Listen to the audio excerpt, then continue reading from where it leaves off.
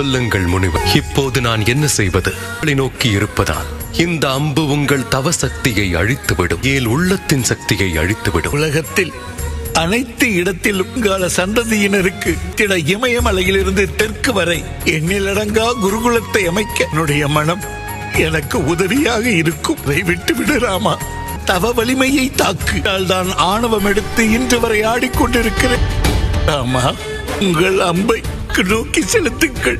நான் மகேந்திர மலைக்கு சென்றும் தவத்தை தொடருவேன். சுரமன்னன் மகாபலி சக்கரவர்த்தியோடு சேர்த்து அந்த நகரம் முழுவதுமே கடலில் மூழ்கிவிட்டு செல்வதற்கு முன் இந்த உலகத்தில் தர்மத்தை நிலைநாட்டி அதர்மத்தை அழிக்கும் பொறுப்பை ஒப்படைத்து நான் விடைபெறுகிறேன். ராமுக்கு விடைதாருங்கள். முனிவரே.